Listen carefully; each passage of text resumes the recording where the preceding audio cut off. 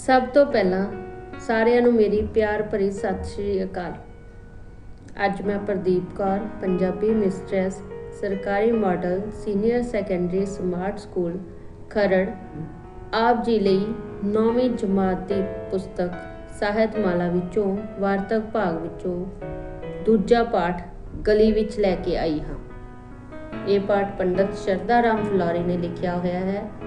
ਪੰਡਤ ਸ਼ਰਧਾ ਰਾਮ ਫਿਲੌਰੀ ਦਾ ਜਨਮ ਫਿਲੌਰ ਵਿਖੇ ਹੋਇਆ, ਤਾਂ ਹੀ ਇਹਨਾਂ ਦੇ ਨਾਮ ਨਾਲ ਫਿਲੌਰੀ ਸ਼ਬਦ ਜੁੜ ਗਿਆ। ਆਪ ਆਧੁਨਿਕ ਪੰਜਾਬੀ ਵਾਰਤਕ ਦੇ ਮੋਢੀ ਲਿਖਾਰੀਆਂ ਵਿੱਚੋਂ ਸਨ।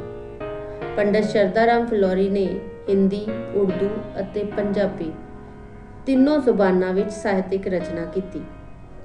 ਪੰਜਾਬੀ ਵਿੱਚ ਪੰਡਤ ਜੀ ਦੀਆਂ ਦੋ ਪ੍ਰਸਿੱਧ ਪੁਸਤਕਾਂ ਸਿੱਖਾਂ ਦੇ ਰਾਜ ਦੀ ਵਿੱਥਿਆ ਅਤੇ ਪੰਜਾਬੀ ਬਾਤਚੀਤ ਹਨ।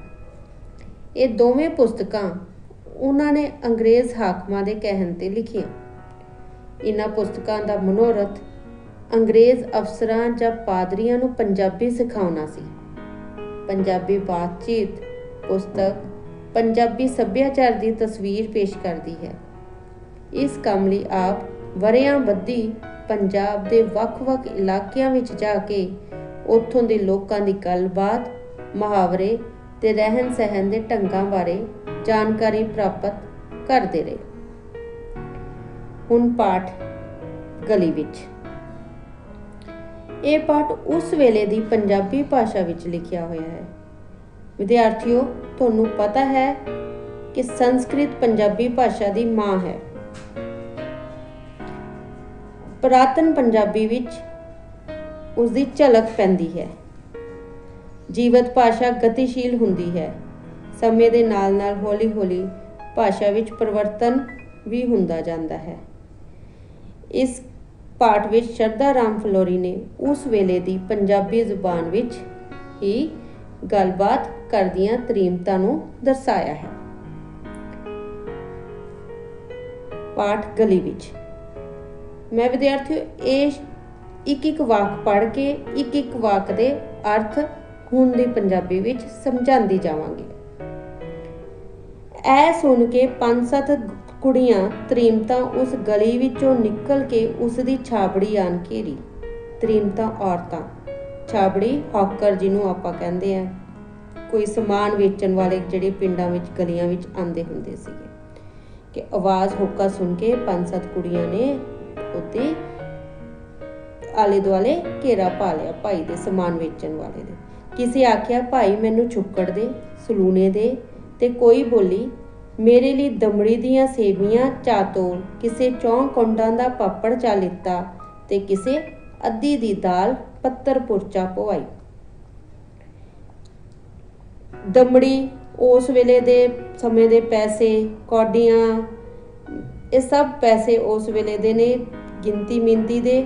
ਕਿਸੇ ਨੇ ਉਹਦੇ ਤੋਂ ਨਮਕੀਨ ਲਈ, ਕਿਸੇ ਨੇ ਸੇਵੀਆਂ ਲਈਆਂ, ਕਿਸੇ ਨੇ ਪਾਪੜ ਲਿਆ, ਤੇ ਕਿਸੇ ਨੇ ਨਮਕੀਨ ਦਾਲ ਪੱਤਰ ਵਿੱਚ ਪਵਾ ਲਈ। ਫਿਰ ਆਪੋ ਆਪਣੀਆਂ ਸਹੇਲੀਆਂ ਨੂੰ ਵਾਜਾਂ ਮਾਰ ਕੇ ਬੋਲੀਆਂ, ਨੀ ਬਸੰਤੇ ਦੀ ਮਾਂ, ਆ ਸਲੂਨੇ ਲੈ ਲੈ। ਆਪਣਾ ਸਮਾਨ ਲੈ ਕੇ ਉਹਨਾਂ ਨੇ ਆਪਣੀਆਂ ਸਹੇਲੀਆਂ ਨੂੰ ਵੀ ਆਵਾਜ਼ਾਂ ਨਾਲ ਬੁਲਾਉਣਾ ਸ਼ੁਰੂ ਕਰ ਦਿੱਤਾ ਕਿ ਆ ਜਾ, ਹੁਣ ਤੁਸੀਂ ਵੀ ਨਮਕੀਨ ਵਗੈਰਾ ਲੈ ਲਓ। ਕਿਸੇ ਆਖਿਆ, ਨੀ ਬੇਬੇ ਮਨਸਾ ਦਈ, ਆ ਪਾਪੜ ਵਿਕਦੇ ਹੈ ਨੇ। ਕਿਸੇ ਨੇ ਬੇਬੇ ਨੂੰ ਬੁਲਾਇਆ ਜਿਹਦਾ ਨਾਮ ਮਨਸਾ ਦਈ ਹੈ ਕਿ ਆ ਪਾਪੜ ਵਿਕ ਰਹੇ ਨੇ। ਇਹ ਸੁਣ ਕੇ ਕੋਈ ਅੱਧੜ ਵੰਜੇ ਤੇ ਕੋਈ ਘੱਗਰੀ ਸੁੱਥਣ ਪਹਿਨ ਕੇ ਆਣ ਇਕੱਠੀਆਂ ਹੋਈਆਂ। ਜਦੋਂ ਉਹਨਾਂ ਦੀਆਂ ਸਹੇਲੀਆਂ ਨੇ ਆਵਾਜ਼ਾਂ ਲਾਈਆਂ ਤੇ ਕੋਈ ਜਿਵੇਂ ਵੀ ਬੈਠੀਆਂ ਸੀ ਉਵੇਂ, ਤੇ ਕੋਈ ਘੱਗਰੀ ਜਾਂ ਸੁੱਥਣ ਸਲਵਾਰ ਪਾਈਆਂ, ਉਹ ਇਕੱਠੀਆਂ ਹੋ ਗਈਆਂ। ਜਾਂ ਛਾਬੜੀ ਵਾਲੇ ਵੇਖਿਆ ਕਿ ਕਿਧਰੇ ਮੂਲੋ ਮਨਸੀ ਅਤੇ ਉੱਡੀ ਵੋਕੜ ਬੈਠੀਆਂ ਹਨ, ਕਿਧਰੇ ਗੁਜਰੀ ਮਾਲਨ ਤੇ ਨੰਦੋ ਰੂੜੀ ਖਲੋਤੀਆਂ ਹਨ। ਇਹ ਸਾਰੇ ਉਹਨਾਂ ਦੀਆਂ ਔਰਤਾਂ ਦੇ ਨਾਮ ਨੇ ਕਿ ਉਹ ਸਾਰੀਆਂ ਆ ਗਈਆਂ। ਤਾਂ ਆਖਿਆ, ਹੁਣ ਤਾਂ ਮੇਰੀ ਛਾਬੜੀ ਵਿੱਚ ਬਹੁਤਾ ਹੀ ਸੌਦਾ ਰਹਿ ਗਿਆ ਹੈ, ਇਹ ਵੀ ਤੁਸਾਂ ਨੂੰ ਖਰੀਦ ਲੈਣਾ। ਥੋੜਾ ਹੀ ਸੌਦਾ ਰਹਿ ਗਿਆ, ਇਹ ਵੀ ਤੁਸਾਂ ਨੂੰ ਖਰੀਦ ਲੈਣਾ ਚਾਹੀਏ। ਉਹਨੂੰ ਕਹਿੰਦਾ ਕਿ ਹੁਣ ਥੋੜਾ ਜਿਹਾ ਸੌਦਾ ਰਹਿ ਗਿਆ, ਉਹ ਵੀ ਤੁਸੀਂ ਖਰੀਦ ਲਓ, ਮੈਂ ਹੋਰ ਗਲੀ ਗਲੀ 'ਚ ਕੀ ਫਿਰਾਂਗਾ। ਤੁਹਾਡੇ ਭਾਗਵਾਨਾਂ ਵਿੱਚੋਂ ਚੁੱਕ ਕੇ ਹੁਣ ਹੋਰ ਗਲੀ ਵਿੱਚ ਜਾਣਾ ਅੱਛਾ ਨਹੀਂ। ਉਹਨਾਂ ਨੂੰ ਚਾਪਲੂਸੀ ਕਰਦਾ ਹੋਇਆ ਕਹਿੰਦਾ ਕਿ ਤੁਸੀਂ ਕਿਸਮਤ ਵਾਲੇ ਹੋ ਕਿ ਮੈਂ ਹੁਣ ਤੁਹਾਡੇ ਇੱਥੋਂ ਦੀ ਜਾ ਕੇ ਹੋਰ ਗਲੀ 'ਚ ਜਾਣਾ ਮੈਨੂੰ ਪਸੰਦ ਨਹੀਂ, ਸੋ ਕਿਸੇ ਹੋਰ ਗੁਆਂਢਣ ਨੂੰ ਆਵਾਜ਼ ਮਾਰੋ ਖਾਂ ਜੋ ਇਹ ਸੌਦਾ ਵੀ ਇੱਥੇ ਹੀ ਵੇਚ ਜਾਵਾਂ। ਉਹਨਾਂ ਨੇ ਛਾਬੜੀ ਵਾਲਾ ਉਹ ਤਰੀਮਤਾ ਨੂੰ ਕਹਿੰਦਾ ਕਿ ਕਿਸੇ ਹੋਰ ਸਹੇਲੀਆਂ ਨੂੰ ਗੁਆਂਢਣਾਂ ਨੂੰ ਵੀ ਆਵਾਜ਼ ਮਾਰ ਲਓ ਤਾਂ ਜੋ ਮੇਰੀ ਇੱਥੇ ਛਾਬੜੀ ਸਾਰੀ ਖਾਲੀ ਹੋ ਜਾਵੇ। ਤਾਂ ਆਪਸ ਵਿੱਚ ਹੀ ਆਖਣ ਲੱਗੀਆਂ, ਭੈਣੋ ਸੱਚ ਆਖਦਾ ਜੇ, ਦਮੜੀ ਦਮੜੀ ਹੋਰ ਖਰਚੋ। ਉਸ ਵੇਲੇ ਦੇ ਪੈਸੇ ਨੇ ਦਮੜੀ ਕਿ ਹੋਰ ਖਰਚ ਲੈਣੇ ਆ ਕਿ ਇਹਦਾ ਸਾਰਾ ਸਮਾਨ ਵਿਕ ਜਾਵੇਗਾ। ਇੱਕ ਬੋਲੀ, ਖਲੋ ਜੇ ਭਾਈ, ਮੈਂ ਉੱਧਰ ਜਾ ਕੇ ਹੋਰਨਾਂ ਤਰੀਮਤਾਂ ਨੂੰ ਵੀ ਖਬਰ ਕਰਨੀ ਆ। ਇੱਕ ਕਹਿੰਦੀ ਹੈ ਕਿ ਮੈਂ ਦੂਜੀ ਗਲੀ ਵਿੱਚ ਜਾ ਕੇ ਵੀ ਹੋਰਾਂ ਨੂੰ ਦੱਸਦੀ ਆ। ਜਾਂ ਉਸ ਉੱਪਰ ਜਾ ਕੇ ਛਾਬੜੀ ਵਾਲੇ ਦੀ ਗੱਲ ਕੀਤੀ ਤਾਂ ਕਈਆਂ ਵੋਟੀਆਂ ਵੀ ਕੁਝ ਖਰੀਦਣਾ ਚਾਹਿਆ। ਹੋਰਾਂ ਨੇ ਵੀ ਸਮਾਨ ਲੈਣਾ ਚਾਹਿਆ। ਜਦੋਂ ਉਹਨਾਂ ਨੂੰ ਪਤਾ ਲੱਗਿਆ ਕਿ ਛਾਬੜੀ ਵਾਲਾ ਆਇਆ ਹੋਇਆ ਹੈ, ਕਿਸੇ ਤਾਂ ਛਿੱਕੂ ਵਿੱਚ ਪੈਸਾ ਪਾ ਕੇ ਹੇਠਾਂ ਛਾਬੜੀ ਵੱਲ ਲਮਕਾ ਦਿੱਤਾ, ਛਿੱਕੂ ਟੋਕਰੀ, ਅਤੇ ਕਿਸੇ ਅਧੇਲੇ ਦਮੜੀ ਦੀਆਂ ਕੌਡੀਆਂ ਪਾ ਕੇ ਛਿੱਕੂ ਲਮਕਾਇਆ। ਛਿੱਕੂ ਵਿੱਚ ਟੋਕਰੀ ਵਿੱਚ ਪੈਸੇ ਪਾ ਕੇ ਉੱਪਰੋਂ ਹੀ ਲਮਕਾ ਦਿੱਤਾ। ਛਾਬੜੀ ਵਾਲੇ ਪੈਸਾ ਕੋਡਾਂ ਕੱਢ ਕੇ ਛਿੱਕੂ ਵਿੱਚ ਸਲੂਣੇ ਪਕੌੜੇ ਚਾਹ ਪਾਏ ਤਾਂ ਉਹਨੇ ਮੋਗੇ ਵਿੱਚ ਦੋ ਉੱਤੇ ਖਿੱਚ ਲਿਆ। ਜਦੋਂ ਛਾਬੜੀ ਵਾਲਾ ਉਹਨਾਂ ਦੇ ਪੈਸੇ ਟੋਕਰੀ ਵਿੱਚੋਂ ਕੱਢ ਕੇ ਨਮਕੀਨ ਪਕੌੜੇ ਪਾ ਦਿੰਦਾ ਸੀ ਤਾਂ ਉਹ ਮੋਰੀ ਵਿੱਚੋਂ ਦੀ ਖਿੱਚ ਲੈਂਦੀਆਂ ਸੀ ਅਤੇ ਆਖਿਆ, ਭਾਈ ਭਲਕੇ ਘੁੰਗਣੀਆਂ ਲੈ ਕੇ ਸਾਡੀ ਗਲੀ ਜ਼ਰੂਰ ਆਮੀ। ਤੇ ਉਹਨਾਂ ਔਰਤਾਂ ਨੇ ਉਸ ਨੂੰ ਕੱਲ ਨੂੰ ਘੁੰਗਣੀਆਂ ਲੈ ਕੇ, ਘੁੰਗਣੀਆਂ ਬੱਕਲੀਆਂ ਹੁੰਦੀਆਂ ਨੇ, ਉਬਲੇ ਛੋਲੇ ਲੈ ਕੇ ਆਉਣ ਨੂੰ ਕਿਹਾ।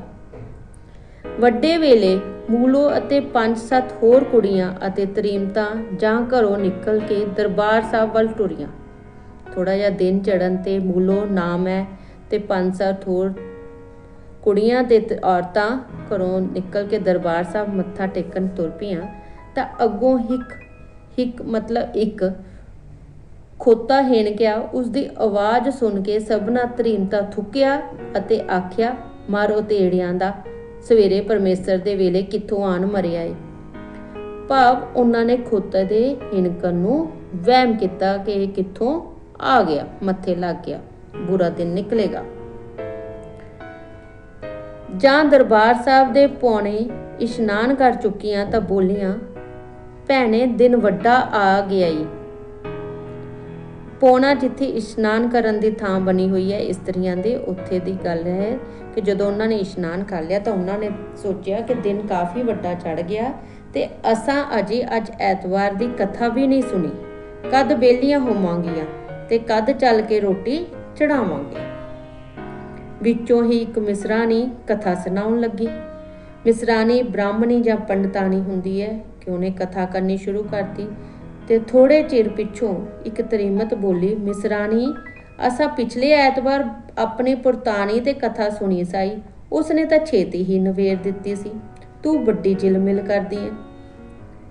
ਉਹਨੂੰ ਟੋਕਦੇ ਆ ਕਿ ਪਿਛਲੇ ਐਤਵਾਰ ਉਹਨਾਂ ਨੇ ਇੱਕ ਕਥਾ ਸੁਣੀ ਹੈ, ਉਹਨੇ ਛੇਤੀ ਖਤਮ ਕਰ ਦਿੱਤੀ ਸੀ ਤੇ ਤੂੰ ਹੌਲੀ ਹੌਲੀ ਕੰਮ ਕਰ ਰਹੀ ਹੈ। ਫਿਰ ਕੋਈ ਹੋਰ ਬੋਲਦੀ ਹੈ, ਉਹਨੂੰ ਸੁਣਾਉਂਦੀ ਹੈ ਪੰਡਤਾਣੀ ਨੂੰ, ਬੇਬੇ ਸੁਖਾਲੀ ਹੈ ਨਾ, ਜਜਮਾਨਾਂ ਦੇ ਘਰ ਰਾਮ ਰੱਖੋ ਬਥੇਰੇ ਹੈਨ, ਹੰਤਕਾਰੀ ਆ ਜਾਣਗੀਆਂ। ਕਹਿੰਦੇ ਬੇਬੇ ਨੂੰ ਸੌਖ ਹੈ ਨਾ, ਇਹਦੀ ਹਿਤੈਸ਼ੀ ਬਹੁਤ ਨੇ, ਖਾਣ ਪੀਣ ਨੂੰ ਲੈ ਜੇ ਖਾ ਲਵੇਂਗੀ, ਔਖੀ ਤੇ ਸਾਨੂੰ ਤਾਂ ਬਣੇਗੀ ਨਾ ਜਿੰਨਾ ਆਪਣੇ ਹੱਥੀਂ ਜਾ ਕੇ ਪਕਾਉਣੀ ਹੈ। ਕਿ ਜਿਨ੍ਹਾਂ ਨੇ ਆਪ ਜਾ ਕੇ ਰੋਟੀ ਪਕਾਣੀ ਹੈ ਉਹਨਾਂ ਨੂੰ ਔਖੀ ਹੋਏਗੀ, ਇਹ ਪੰਡਤਾਣੀ ਤਾਂ ਸੌਖੀ ਹੈ। ਜਾਂ ਮਿਸਰਾਣੀ ਛੇਤੀ ਤੋਂ ਛੇਤੀ 2-3 ਟੱਪੇ ਸੁਣਾ ਦਿੱਤੇ ਤਾਂ ਸਭੇ ਘਰ ਆਈਆਂ, ਰਸੋਈ ਕਰਕੇ ਵਿਹਲੀਆਂ ਹੋਈਆਂ। ਜਦੋਂ ਮਿਸਰਾਣੀ ਨੇ 2-3 ਟੱਪੇ ਸੁਣਾ ਦਿੱਤੇ, ਘਰ ਆਈਆਂ, ਰੋਟੀ ਪਕਾ ਕੇ ਵਿਹਲੀਆਂ ਹੋ ਗਈਆਂ ਤਾਂ ਇੱਕ ਵਣਜਾਰਾ ਗਲੀ ਵਿੱਚ ਆਣ ਬੈਠਾ। ਵਣਜਾਰਾ ਚੂੜੀਆਂ ਵਾਲਾ। ਕਿਸੇ ਪੁੱਛਿਆ, ਭਾਈ ਤੇਰੇ ਕੋਲ ਦੰਦਾਸਾ ਹੈ ਵੀ, ਖਾ ਖਾ ਕੇ ਉਹੋ ਜਿਹਾ ਰੰਗਲਾ ਜੇ। ਬੱਚਿਓ ਪਹਿਲੇ ਬ੍ਰਸ਼ ਨਹੀਂ ਹੁੰਦੇ ਸੀ, ਉਦੋਂ ਦੰਦਾਸਾ ਹੁੰਦਾ ਸੀ। ਟੂਥਬ੍ਰਸ਼ ਦੀ ਥਾਂ ਤੇ ਦੰਦਾਸਾ ਇੱਕ ਲੱਕੜ ਹੁੰਦੀ ਹੈ ਜਿਹਦੇ ਨਾਲ ਬੁੱਲ ਵੀ ਰੰਗਲੇ ਹੋਏ ਹੁੰਦੇ ਹਨ। ਤੁਸੀਂ ਪੁਰਾਣੀਆਂ ਬਜ਼ੁਰਗਾਂ ਨੂੰ ਵੀ ਦੇਖਿਆ ਹੋਏਗਾ, ਉਹ ਕਈ ਲਗਾਉਂਦੇ ਆ ਹਜੇ ਵੀ। ਕਿਸੇ ਆਖਿਆ, ਭਾਈ ਮੁਲੰਮੇ ਦੇ ਵਾਲਿਆਂ ਦਾ ਕੀ ਮੁੱਲ ਜੇ? ਮੁਲੰਮੇ ਪਾਲਿਸ਼ ਕੀਤੀਆਂ ਹੋਈਆਂ ਵਾਲੀਆਂ ਦਾ ਮੁੱਲ ਪੁੱਛ ਰਹੀ ਹੈ। ਕੋਈ ਬੋਲੀ ਵੀ, ਖਾ ਖਾ ਤੇਰੇ ਪਾਸ ਬਿੰਦੀਆਂ ਕਿਹੋਈਆਂ ਕੁ ਹੁੰਦੀਆਂ ਹਨ। ਕਿਸੇ ਛੱਲੇ ਤੇ ਕਿਸੇ ਛਾਪਾਂ ਦਾ ਭਾਵ ਪੁੱਛਿਆ। ਕੋਈ ਮੁੰਦਰੀਆਂ ਦਾ ਕੀਮਤ ਪੁੱਛ ਰਹੀ ਹੈ। ਜਾਂ ਵਣਜਾਰਾ ਕਿਸੇ ਵੱਲ ਵੇਖ ਕੇ ਹੱਸ ਪੈਂਦਾ ਅਤੇ ਕਿਸੇ ਵੱਲ ਅੱਖਾਂ ਮਟਕਾਉਂਦਾ ਜਾਪਿਆ ਤਾਂ ਇੱਕ ਬੋਲੀ, ਵੇਖ ਕੁੜੀ ਗੰਗੀ ਮੋਇਆ ਵਣਜਾਰਾ ਕਿਹਾ ਖਚਰਾ ਹੋਈ, ਔਂਤਰਿਆਂ ਦਾ ਕੁੜੀ ਵੱਲ ਅੱਖ ਮਟਕ ਕੇ ਮਾਰਦਾ ਜੇ। ਇੱਕ ਕੁੜੀ ਨੂੰ ਪਛਾਣ ਆ ਗਈ ਕਿ ਇਹ ਚਲਾਕ ਲੱਗਦਾ ਵਣਜਾਰਾ, ਉਹ ਦੂਜੀ ਨੂੰ ਕੁੜੀਆਂ ਨੂੰ ਸਾਵਧਾਨ ਕਰਦੀ ਹੈ। ਗੰਗੀ ਆਖਿਆ, ਹਉ ਭੈਣ ਬੁਰਿਆਂ ਨੂੰ ਡਰ ਅਸਾਂ ਨੂੰ ਕੀ ਵਿਖਾਣ ਲਨੀਏ। ਆਪਣਾ ਮਨ ਚੰਗਾ ਹੋਊ ਤੇ ਕੋਈ ਕਿਸੇ ਨੂੰ ਮੂੰਹ ਨਹੀਂ ਪਾਉਂਦਾ। ਗੰਗੀ ਉਹਨੂੰ ਕਹਿੰਦੀ ਹੈ, ਆਪਾਂ ਨੂੰ ਕੋਈ ਡਰ ਨਹੀਂ, ਆਪਾਂ ਚੰਗੇ ਹਾਂ, ਆਪਣੇ ਮਨ ਵਿੱਚ ਕੋਈ ਵੈਰ ਨਹੀਂ, ਡਰ ਨਹੀਂ, ਤਾਂ ਕਿਸੇ ਦੀ ਕੋਈ ਡਰ ਨਹੀਂ ਹੋਣਾ ਚਾਹੀਦਾ। ਆਪਣਾ ਆਚਰਣ ਚੰਗਾ, ਮਨ ਚੰਗਾ ਤੇ ਕਠੋਤੀ ਗੰਗਾ। ਉਹ ਇੱਕ ਮੁਹਾਵਰਾ ਬੋਲਦੀ ਹੈ ਕਿ ਮਨ ਚੰਗਾ ਤਾਂ ਤੀਰਥ ਸਥਾਨਾਂ ਤੇ ਜਾਣ ਦੀ ਲੋੜ ਨਹੀਂ, ਸਾਰੇ ਤੀਰਥ ਸਥਾਨਾਂ ਦੇ ਪੁੰਨ ਘਰ ਵਿੱਚ ਹੀ ਪ੍ਰਾਪਤ ਹੋ ਜਾਂਦੇ ਹੈ। ਫਿਰ ਇੱਕ ਬੁੱਢੀ ਆ ਕੇ ਆਖਿਆ, ਭਾਈ ਵਣਜਾਰਿਆ, ਇਹ ਕਿਹਾ ਚਟਾਲਾ ਪਾ ਛੱਡਿਆ ਈ, ਚੱਕ ਕਿਸੇ ਹੋਰ ਸੀ ਗਲੀ, ਹੁਣ ਸੌਦਾ ਜਾ ਵੇਚ। ਅਜਿਹਾ ਤਾਂ ਕਦੀ ਕੋਈ ਨਹੀਂ ਵੇਖਿਆ ਕਿ ਜੋ ਸਾਰਾ ਦਿਨ ਤਰੀਮਤਾਂ ਕੋਲ ਬੈਠਾ ਰਹੇ। ਬੁੱਢੀ ਨੇ ਆ ਕੇ ਉਹਨੂੰ ਗੁੱਸਾ ਕੀਤਾ ਵਣਜਾਰੇ ਨੂੰ, ਤੇ ਉਹਨੂੰ ਸਮਾਨ ਦੂਜੀ ਗਲੀ 'ਚ ਜਾ ਕੇ ਵੇਚਣ ਨੂੰ ਕਿਹਾ। ਅਰ ਇਹੀਆਂ ਜੀਆਂ ਇਹ ਮੋਈਆਂ ਹਨ ਕਿ ਆਪਣਾ ਬਿਗਾਨਾ ਕੁਛ ਨਹੀਂ ਵੇਖਦੀਆਂ, ਦੋ ਪੈਰਾਂ ਤੇ ਤੇਰੇ ਅੱਗੇ ਪਿੱਛੇ ਖਲੋਤੀਆਂ ਗੁਆਰਾਂ ਵਾਂਗੂ ਖਿੜਖਿੜ ਲਾ ਛੱਡੀਏ। ਤੇ ਉਹ ਔਰਤਾਂ ਨੂੰ ਵੀ ਝਿੜਕਦੀ ਹੈ ਕਿ ਉਹ ਵਣਜਾਰੇ ਦੇ ਨਾਲ ਕਿੰਨਾ ਚਿਰ ਹੋਇਆ ਹੱਸੀ ਜਾਂਦੀਆਂ ਹਨ। ਵਣਜਾਰੇ ਆਖਿਆ, ਭਲਾ ਮਾਈ ਚਲੇ ਜਾਂਦੇ ਆ, ਹੱਥ ਧੋ ਕੇ ਮਗਰ ਕਿਉਂ ਪੈ ਗਈ? ਅਸਾਂ ਕਿਸੇ ਦਾ ਕੁਝ ਚੁੱਕ ਖੜਿਆ ਏ? ਬੁੱਢੀ ਆਖਿਆ, ਚੁੱਕ ਖੜਿਆ ਦਾ ਬੱਚਾ, ਅਸਾਂ ਮੱਤ ਦੀ ਗੱਲ ਕੀਤੀ ਆਖੀ, ਔਂਤਰਿਆਂ ਦਾ ਅੱਗੋਂ ਗੱਲ ਮੜਕਦਾ ਏ। ਚੱਲ ਦੂਰ ਹੋ, ਨਹੀਂ ਤਾਂ ਹੁਣੇ ਆਪਣੇ ਪੁੱਤਰ ਨੂੰ ਸੱਦ ਕੇ ਮਜੇਟੀਆਂ ਪਟਾ ਦਊਂਗੀ। ਬੁੱਢੀ ਨੂੰ ਗੁੱਸਾ ਚੜ ਜਾਂਦਾ ਜਦੋਂ ਵਣਜਾਰਾ ਉਸ ਨੂੰ ਬੋਲਦਾ ਹੈ ਕਿ ਕਿਉਂ ਸਾਡੇ ਪਿੱਛੇ ਪੈ ਗਈ ਹੈ। ਤਾਂ ਬੁੱਢੀ ਕਹਿੰਦੀ ਹੈ ਕਿ ਤੂੰ ਆਪਣਾ ਸਮਾਨ ਚੱਕ ਲੈ, ਨਹੀਂ ਤਾਂ ਉਹ ਆਪਣੇ ਪੁੱਤਰ ਨੂੰ ਬੁਲਾ ਕੇ ਉਸਦੇ ਬਾਲ ਮਿੱਡੀਆਂ ਪਟਾ ਦਊਗੀ। ਫੇਰ ਬੋਲੀ, ਚਲੋ ਨੀ ਕੁੜੀਓ, ਬਹੁਤ ਆਪ ਹੁਦਰੀਆਂ ਨਾ ਬਣੋ, ਇਸ ਦਾ ਕੀ ਜਾਣਾ ਹੈ, ਪੱਤ ਤੁਹਾਡੇ ਪੇਮਾ ਭਰਾਵਾਂ ਦੀ ਵਿਗੜੇਗੀ। ਉਹ ਕੁੜੀਆਂ ਨੂੰ ਸਮਝਾਉਂਦੀ ਹੋਈ ਉੱਥੋਂ ਦੀ ਜਾਣ ਨੂੰ ਕਹਿੰਦੀ ਹੈ। ਵਣਜਾਰਾ ਤੇ ਚਲਾ ਗਿਆ, ਪਰ ਇੱਕ ਪਾਂਡਾ ਹੱਥ ਵਿੱਚ ਪੁਰਾਣੀ ਪੱਤਰੀ ਜਿਹੀ ਫੜ ਕੇ ਹਿੱਕ ਦੇ ਬੂਹੇ ਆ ਖਲੋਤਾ ਤੇ ਬੋਲਿਆ। ਕਹਿੰਦੇ ਵਣਜਾਰੇ ਜਾਣ ਤੋਂ ਬਾਅਦ ਪਾਂਡਾ ਹੱਥ ਦੇਖਣ ਵਾਲਾ ਇੱਕ ਪੱਤਰੀ ਜੀ ਲੈ ਕੇ ਇੱਕ ਕਿਸੇ ਔਰਤ ਦੇ ਘਰ ਆ ਕੇ ਖੜ ਗਿਆ। ਇਹ ਘਰ ਤੇ ਵੱਡਾ ਭਗਵਾਨ ਜਾਪਦਾ ਈ, ਅਤੇ ਇਹ ਜੋ ਪੌੜੀ ਉੱਪਰ ਬੈਠਾ ਚੜ੍ਹਦੀ ਵਖਾਂ ਮੂੰਹ ਕਰੀ ਕਾਗ ਬੋਲਦਾ ਜੇ, ਇਹ ਇਸ ਘਰ ਦੀ ਸੁੱਖ ਮਨਾਉਂਦਾ ਰਹਿੰਦਾ ਨੇ। ਉਹ ਆ ਕੇ ਘਰ ਦੇ ਬਾਹਰ ਉਸ ਦੀ ਸੁੱਖ ਦੀ ਗੱਲ ਕਰਦਾ ਹੈ। ਉਸ ਘਰ ਵਾਲੀ ਝੱਟ ਉੱਤਰ ਆ ਕੇ ਆਪਣਾ ਹੱਥ ਉਸਦੇ ਅੱਗੇ ਕੀਤਾ ਅਤੇ ਪੁੱਛਿਆਸ, ਪਾਂਡਾ ਵੇਖ ਕਾ ਮੇਰਾ ਲੇਖ ਕਿਹਾ ਕੂਜੇ। ਉਸ ਘਰ ਦੀ ਔਰਤ ਬਾਹਰ ਆਂਦੀ ਹੈ ਤੇ ਪਾਂਡੇ ਨੂੰ ਆਪਣਾ ਹੱਥ ਦਿਖਾਉਂਦੀ ਹੈ ਕਿ ਮੇਰੇ ਲੇਖ ਕਿਸਮਤ ਕਿਹੋ ਜੀ। ਪਾਂਡੇ ਤਾਂ ਬਾਹਰਲੇ ਬੂਹੇ ਬੈਠ ਕੇ ਇਸ ਘਰ ਦੇ ਮੁੰਡੇ ਕੁੜੀਆਂ ਅਤੇ ਉਹਨਾਂ ਦੇ ਨਾਮ ਪੁੱਛ ਹੀ ਲਿੱਤੇ ਸਨ। ਇੱਥੇ ਪਾਠ ਦੇ ਲੇਖਕ ਨੇ ਪਾਂਡੇ ਦੀ ਚਲਾਕੀ ਦੱਸਦੇ ਹੋਏ ਕਿਹਾ ਕਿ ਉਹ ਪਿੰਡ ਦੇ ਦਰਵਾਜ਼ੇ ਤੇ ਪਹਿਲੇ ਹੀ ਬੈਠ ਕੇ ਇਸ ਘਰ ਦੇ ਮੁੰਡੇ ਕੁੜੀਆਂ ਦੇ ਨਾਮ ਪੁੱਛ ਲਏ ਸੀ। ਹੱਥ ਫੜਦਾ ਹੀ ਬੋਲਿਆ, ਮੂਲੇ ਦੀ ਮਾਂ, ਲੇਖ ਤੇ ਤੇਰਾ ਬਹੁਤ ਹੱਛਾ ਜੀ, ਦਿਲ ਵੀ ਭੈੜਾ ਨਹੀਂ, ਪਰ ਇਹ ਜੋ ਬਸੰਤੀ ਨਾਮੇ ਤੇਰੀ ਦਰਾਨੀ ਤੇਰੇ ਵਿੱਚ ਵੱਸਦੀ ਹੈ, ਜੇ ਇਸ ਨੇ ਤੈਨੂੰ ਦਗਾ ਦੇਣਾ। ਨੂੰ ਕਹਿੰਦਾ ਕਿ ਮੂਲੇ ਦੀ ਮਾਂ, ਉਂਝ ਤੇਰੀ ਕਿਸਮਤ ਬਹੁਤ ਚੰਗੀ ਹੈ, ਪਰ ਤੇਰੀ ਦਰਾਨੀ ਨੇ ਤੈਨੂੰ ਧੋਖਾ ਦੇਣਾ, ਅਰ ਹਿੱਕ ਗੁਆਂਢਣ ਤੇਰੇ ਭਲੇ ਵਿੱਚ ਜਾਪਦੀ ਏ। ਹੁਣ ਤੇਰੇ ਮੂਲੇ ਛੇਤੀ ਹੀ ਵਿਆਹੇ ਜਾਣਾ ਹੈ। ਉਹਦੇ ਪੁੱਤਰ ਦੇ ਛੇਤੀ ਵਿਆਹ ਦੀ ਗੱਲ ਕਰਦਾ ਹੈ। ਤੁਧ ਜਿਸ ਨਾਲ ਨੇਕੀ ਕੀਤੀ ਤੈਨੂੰ ਉਸ ਦੀ ਕੁਝ ਨਫਾ ਨਹੀਂ ਹੋਇਆ। ਉਹ ਕਹਿੰਦੇ ਤੂੰ ਹਰੇਕ ਨਾਲ ਨੇਕੀ ਕਰਦੀ ਹੈ ਤੇ ਤੈਨੂੰ ਕੋਈ ਲਾਭ ਨਹੀਂ ਹੁੰਦਾ। ਮੇਰੀ ਪੱਤਰੀ ਆਖਦੀ ਜੇ ਕਿ ਥੋੜਾ ਜਿਹਾ ਤੇਲ ਅਤੇ ਤਨ ਦਾ ਕੱਪੜਾ ਅਤੇ ਕੁਝ ਚਾਂਦੀ ਆਪਣੇ ਸਿਰ ਛੁਆ ਕੇ ਐਸ ਵੇਲੇ ਪਾਂਡੇ ਨੂੰ ਦੇ ਤਾਂ ਸਭੋ ਦਲਿੱਦਰ ਦੂਰ ਹੋ ਜਾਣਗੇ। ਉਹ ਚਲਾਕੀ ਦੇ ਨਾਲ ਉਸ ਤੋਂ ਥੋੜਾ ਤੇਲ ਲੈ ਜਾਂਦਾ ਹੈ, ਕੱਪੜਾ ਮੰਗ ਲੈਂਦਾ ਹੈ, ਚਾਂਦੀ ਵੀ ਮੰਗ ਲੈਂਦਾ ਹੈ ਤੇ ਆਪਣੇ ਆਪ ਪੈਸੇ ਲੈਂਦਾ ਹੈ ਤੇ ਕਿ ਇਹ ਕੰਮ ਸਭ ਕਰਨ ਨਾਲ ਉਸਦੇ ਦੁੱਖ ਦੂਰ ਹੋ ਜਾਣਗੇ। ਉਸ ਤਰੀਮਤ ਝੱਟ ਸਭ ਕੁਝ ਦੇ ਦਿੱਤਾ ਅਤੇ ਹੋਰਨਾਂ ਗੁਆਂਢਣਾਂ ਨੂੰ ਸੱਦ ਕੇ ਆਖਿਆ, ਅੜਿਓ ਪਾਂਡਾ ਵੱਡਾ ਸੱਚਾ ਤੇ ਇਸ ਦੀ ਪੱਤਰੀ ਬਹੁਤ ਸੱਚੀਆਂ ਖਬਰਾਂ ਦਿੰਦੀ ਤੇ ਮੇਰੇ ਸਭ ਪਤੇ ਇਸ ਤੁਰਤ ਫੁਰਤ ਲਾ ਦਿੱਤੇ, ਤੁਸਾਂ ਵੀ ਕੁਝ ਪੁੱਛ ਲਓ। ਹੁਣ ਉਹ ਤਰੀਮਤ ਹੋਰ ਗੁਆਂਢਣਾਂ ਨੂੰ ਵੀ ਬੁਲਾ ਕੇ ਲੈ ਆਂਦੀ ਹੈ ਕਿ ਇਹ ਵੱਡਾ ਸੱਚਾ ਪਾਂਡਾ ਤੇ ਉਹ ਸੱਚੀਆਂ ਖਬਰਾਂ ਦਿੰਦਾ ਹੈ ਤੇ ਤੁਸੀਂ ਵੀ ਕੁਝ ਪੁੱਛ ਲਓ। ਕਿਸੇ ਆਖਿਆ, ਭਾਈ ਵੇਖਗਾ ਮੇਰੀ ਸੱਸ ਮੇਰੇ ਨਾਲ ਰਾਜ਼ੀ ਕਦੋਂ ਹੁੰਦੀ ਏ। ਕਿਸੇ ਪੁੱਛਿਆ, ਮੇਰੇ ਭਰਾਓ ਦੀ ਕੁੜਮਾਈ ਕਦੋਂ ਹੋਵੇਗੀ, ਕਿ ਉਸਦੇ ਭਰਾ ਦੀ ਵਿਆਹ ਕਦੋਂ ਹੋਵੇਗਾ। ਕਿਸੇ ਆਖਿਆ, ਪਾਂਡਾ ਮੇਰੇ ਲੇਖ ਵਿੱਚ ਕੁਝ ਧਨ ਹੈ ਵੀ ਕਿ ਨਹੀਂ। ਕੋਈ ਬੋਲੀ, ਭਲਾ ਵੇਖਗਾ ਮੇਰੇ ਛੱਛੂ ਦੇ ਨਾਲ ਕਦੀ ਹੋਰ ਭਰਾਓ ਵੀ ਰਲੂਗਾ ਕਿ ਨਹੀਂ। ਇਸ ਤਰ੍ਹਾਂ ਪਾਂਡੇ ਨੂੰ ਆਸੇ ਪਾਸੇ ਦੀਆਂ ਹੋਰ ਔਰਤਾਂ ਗੁਆਂਢਣਾਂ ਆਪਣੇ ਆਪਣੇ ਪ੍ਰਸ਼ਨ ਪੁੱਛਦੀਆਂ ਹਨ। ਪਾਂਡੇ ਇੱਧਰ ਉੱਧਰ ਦੀਆਂ ਗੱਲਾਂ ਬਣਾ ਕੇ ਕਿਸੇ ਦਾ ਛੱਲਾ ਅਤੇ ਕਿਸੇ ਦੀ ਛਾਪ ਤੇ ਕਿਸੇ ਦੇ ਕੰਨ ਦੀ ਵਾਲੀ ਤੇ ਕਿਸੇ ਦੀ ਚਾਦਰ ਉਤਾਰ ਕੇ ਆਪਣਾ ਰਸਤਾ ਫੜਿਆ। ਤੇ ਇਸ ਤਰ੍ਹਾਂ ਪਾਂਡੇ ਨੇ ਇੱਧਰ ਉੱਧਰ ਦੀਆਂ ਗੱਲਾਂ ਕਰਕੇ ਕਿਸੇ ਦੀ ਮੁੰਦਰੀ ਗਹਿਣਾ ਕੱਪੜਾ ਲੈ ਕੇ ਆਪਣੇ ਘਰ ਨੂੰ ਚਲਾ ਗਿਆ। ਹੁਣ ਵਿਦਿਆਰਥੀਓ ਆਪਾਂ ਇਸ ਪਾਠ ਦੇ ਪ੍ਰਸ਼ਨ ਕਰਾਂਗੇ। ਸ਼ਰਧਾ ਰਾਮ ਫਲੋਰੀ ਨੇ ਕਿਸੇ ਛਾਬੜੀ ਵਾਲੇ ਜਾਂ ਕਿਸੇ ਵਣਜਾਰੇ ਦੇ ਆਉਣ ਤੇ ਗਲੀ ਦਾ ਚਿੱਤਰ ਕਿਸ ਖੂਬੀ ਨਾਲ ਚਿਤਰਿਆ ਹੈ। ਇਸ ਪਾਠ ਵਿੱਚ ਲੇਖਕ ਨੇ ਛਾਬੜੀ ਵਾਲੇ ਅਤੇ ਵਣਜਾਰੇ ਦੇ ਆਉਣ ਦਾ ਦ੍ਰਿਸ਼ ਨੂੰ ਇੰਨ ਬਿੰਨ ਬਿਆਨ ਕੀਤਾ ਹੈ। ਜਦੋਂ ਗਲੀ ਵਿੱਚ ਛਾਬੜੀ ਵਾਲਾ ਆਂਦਾ ਹੈ ਤਾਂ ਕੁੜੀਆਂ ਅਤੇ ਔਰਤਾਂ ਉਸ ਦੀ ਛਾਬੜੀ ਨੂੰ ਘੇਰ ਕੇ ਖੜ ਜਾਂਦੀਆਂ ਹਨ। ਕੋਈ ਸਲੂਨੇ ਲੈਂਦੀ ਹੈ, ਕੋਈ ਸੇਵੀਆਂ, ਕੋਈ ਪਾਪੜ ਲੈਂਦੀ ਹੈ। ਫਿਰ ਉਹ ਆਪਣੀਆਂ ਸਹੇਲੀਆਂ ਨੂੰ ਆਵਾਜ਼ਾਂ ਵੀ ਮਾਰਨੀਆਂ ਸ਼ੁਰੂ ਕਰ ਦਿੰਦੀਆਂ ਹਨ ਤੇ ਆਵਾਜ਼ ਸੁਣ ਕੇ ਹੋਰ ਵੀ ਤ੍ਰੀਮਤਾਂ ਛਾਬੜੀ ਦੁਆਲੇ ਇਕੱਠੀਆਂ ਹੋ ਜਾਂਦੀਆਂ ਹਨ। ਇੱਕ ਹੋਰ ਔਰਤ ਨੇ ਵਹੁਟੀ ਨੂੰ ਜਾ ਕੇ ਛਾਬੜੀ ਵਾਲੇ ਦੀ ਆਉਣ ਦੀ ਖਬਰ ਦਿੱਤੀ।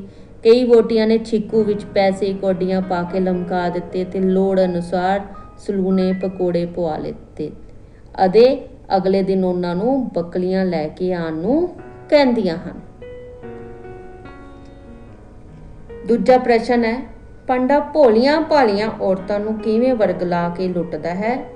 ਆਪਣੇ ਸ਼ਬਦਾਂ ਵਿੱਚ ਸੰਖੇਪ ਕਰਕੇ ਲਿਖੋ।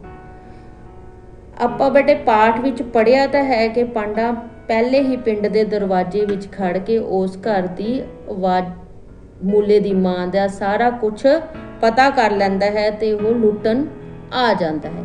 ਉਹ ਪੁਰਾਣੀ ਪੱਤਰੀ ਫੜ ਕੇ ਆਉਂਦਾ ਹੈ ਤੇ ਘਰ ਦੀ ਔਰਤ ਦਾ ਹੱਥ ਵੇਖਦਾ ਹੈ ਤੇ ਉਸਨੂੰ ਕਹਿੰਦਾ ਹੈ ਕਿ ਉਸਦੇ ਲੇਖ ਚੰਗੇ ਹਨ। ਉਹ ਉਸਨੂੰ ਦੱਸਦਾ ਹੈ ਕਿ ਉਸਦੀ ਦਰਾਣੀ ਉਸਨੂੰ ਧੋਖਾ ਦਿੰਦੀ ਹੈ, ਉਹਦੀ ਗੁਆਂਢਣ ਉਸਦਾ ਭਲਾ ਸੋਚਦੀ ਹੈ ਤੇ ਉਸਦੇ ਪੁੱਤਰ ਦਾ ਵਿਆਹ ਜਲਦੀ ਹੋ ਜਾਏਗਾ। ਇਹ ਸਭ ਕੁਝ ਜਲ ਕੇ ਦੱਸ ਕੇ ਉਹ ਔਰਤ ਤੋਂ ਤੇਲ, ਕੱਪੜਾ ਤੇ ਚਾਂਦੀ ਠੱਗ ਲੈਂਦਾ ਹੈ। ਉਹ ਔਰਤ ਹੋਰਨਾਂ ਔਰਤਾਂ ਨੂੰ ਵੀ ਬੁਲਾ ਲੈਂਦੀ ਹੈ। ਪਾਂਡਾ ਉਹਨਾਂ ਸਾਰਿਆਂ ਨਾਲ ਵੀ ਇੱਧਰ ਉੱਧਰ ਦੀਆਂ ਗੱਲਾਂ ਬਣਾ ਕੇ ਕਿਸੇ ਤੋਂ ਛੱਲੇ, ਛਾਪਾਂ ਤੇ ਕੰਨ ਦੀਆਂ ਵਾਲੀਆਂ ਠੱਗ ਕੇ ਲੈ ਜਾਂਦਾ ਹੈ। ਇਸ ਪਾਠ ਦਾ ਤੀਜਾ ਪ੍ਰਸ਼ਨ ਹੈ, ਮਨ ਚੰਗਾ ਤੇ ਕਠੌਤੀ ਵਿੱਚ ਗੰਗਾ। ਇਸ ਅਖਾਣ ਦਾ ਕੀ ਭਾਵ ਹੈ। ਇਸ ਅਖਾਣ ਦਾ ਭਾਵ ਹੈ ਕਿ ਜੇ ਮਨ ਚੰਗਾ ਹੋਵੇ ਤਾਂ ਕਿਸੇ ਤੀਰਥ ਸਥਾਨ ਤੇ ਜਾਣ ਦੀ ਲੋੜ ਨਹੀਂ। ਸਾਰੇ ਤੀਰਥਾਂ ਦਾ ਪੁੰਨ ਘਰ ਵਿੱਚ ਹੀ ਪ੍ਰਾਪਤ ਹੋ ਜਾਂਦਾ ਹੈ। ਧੰਨਵਾਦ।